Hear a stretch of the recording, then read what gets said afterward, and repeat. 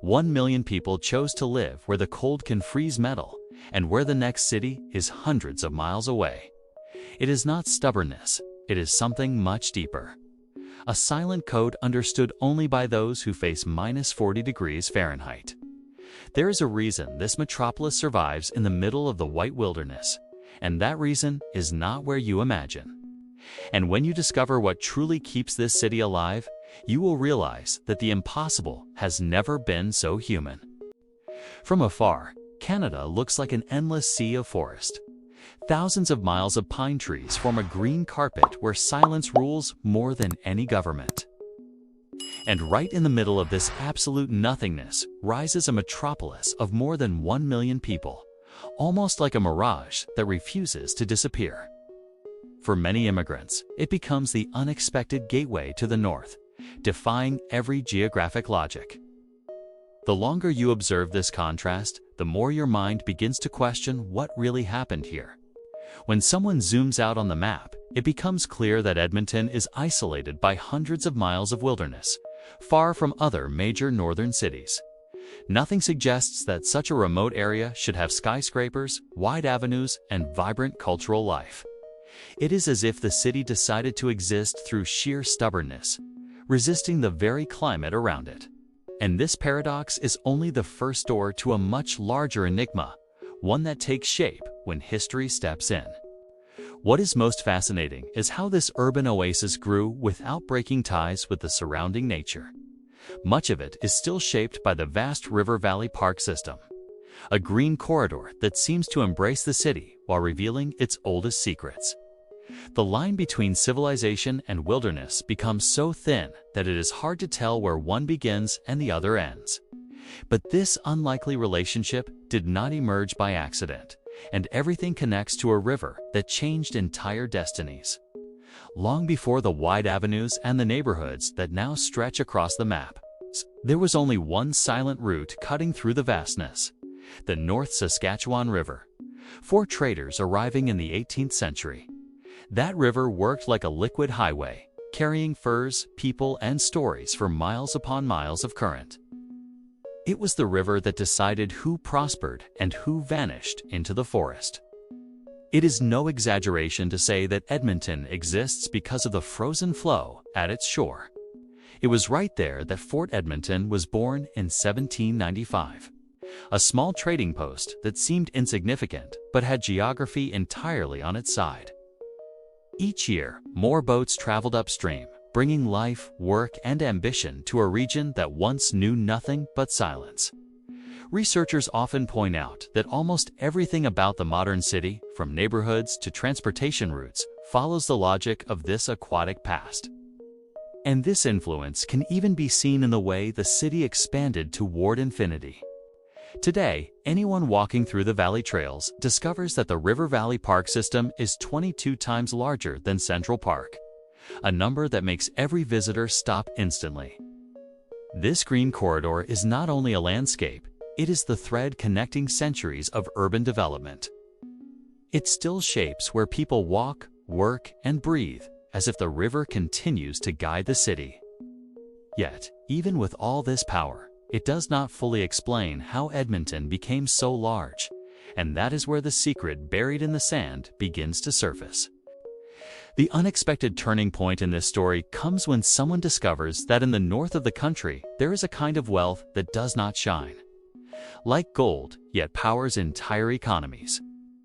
The Athabasca oil sands created one of the most unique industrial phenomena on Earth, where oil is not extracted through drilling, but literally mined. For many workers, this scenario felt almost like fiction. Giant trucks carrying dark sand, capable of fueling an entire nation. And guess who became the brain behind all of it? Edmonton is not where this sand is extracted, it is where it comes to life. Refineries, pipelines, and industrial plants connect like the nerves of a massive organism, spreading energy in every direction. Anyone who flies over the region can see the scale of the infrastructure, with pipelines crossing miles of territory. At the same time, researchers already debate how to balance this energy dependence with something the future increasingly demands: That is why the city now invests in projects linked to the sustainable energy transition, exploring hydrogen, carbon capture, and technologies that promise to reduce environmental impacts without erasing its industrial history. For some residents, it feels strange that a place shaped by extraction has now become a laboratory for clean energy. Yet the transformations are just beginning, and they reveal an urban dynamic far from the traditional pattern. A dynamic that explains why Edmonton never stopped growing, not even when it seemed it had grown enough. Anyone who looks at Edmonton from above gets the feeling that the city decided to stretch as far as the eye can see. It is the famous urban sprawl, an urban carpet that spreads mile after mile with no mountains, oceans, or natural barriers to contain its expansion. For many people, it looks almost like collective stubbornness, as if the city were saying, if there is space, we will use it. And this urban behavior reveals a lot about the mindset that shaped every street. While European cities grew upward, squeezed by tight geography, Edmonton did the opposite, expanding outward lot by lot and neighborhood by neighborhood. Anthony Henday Drive, designed to be the ultimate ring road, quickly proved too small for this constant expansion. And in the middle of this horizontal ocean rises the Ice District, proving that density can also make sense when the goal is to create vibrant urban life. This mix of wide open space and dense hubs shows how the city handles challenges that few others face. Part of the reason behind this growth comes from the climate itself, an extreme climate that forces residents to adapt everything, from houses to streets to daily routines to conditions far outside the ordinary. It is a curious paradigm. The harsher the environment, the more ingenious the expansion. And this contrast between brutal, cold, and creative urban planning gives the city a unique identity, almost impossible to replicate. This identity becomes even clearer when you look at how people actually live here day after day, overcoming challenges that would intimidate many. Living in Edmonton means facing an environment many would call impossible. In the winter, temperatures drop to -40 degrees Fahrenheit with an ease that shocks even those who have lived in other northern cities. Yet, interestingly, the sun does not abandon anyone. There are more than 2,300 hours of sunlight per year, a contrast that leaves newcomers puzzled. And it is from this paradox that a lifestyle emerges, one seemingly designed for resilient people. Adaptations are part of everyday life: heated tunnels, pedways that connect buildings so no one has to endure the cutting wind, and underground garages that feel like an extension of the home. Researchers say that few cities in the world have developed such creative solutions for extreme cold. And when the climate challenges the population, culture responds. Just look at the Deep Freeze Festival, where what would normally be a problem becomes a celebration. But this transformation becomes even more striking when summer arrives. With up to 17 hours of daylight, the city comes alive. The streets fill, the greenery explodes, and Edmonton shows why many call it the gateway to the north. It is the entrance to a world that alternates between harshness and beauty in equal measure. This oscillation between extremes creates strong bonds among residents and shapes the collective identity in a way few cities can. And when we compare Edmonton to other regions of the world, surprising and revealing contrasts begin to emerge. When someone compares Edmonton to other cities at the same latitude, the first reaction is surprise. While Moscow and Oslo face intense winters, Edmonton combines extreme cold with a lifestyle that seems to defy statistics. The urban area is so large that it surpasses many Brazilian capitals in territory, even with a smaller population. And to complete the contrast, it contains the largest river valley park system in North America, a detail that completely changes a visitor's perception. The numbers remain surprising when population density enters the discussion. While São Paulo compresses itself vertically, Edmonton spreads out as if it had infinite space, creating a completely different urban experience.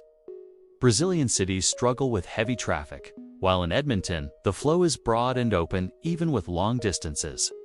This helps explain why so many immigrants see the region as a viable place to start over. especially when evaluating cost of living and day-to-day quality.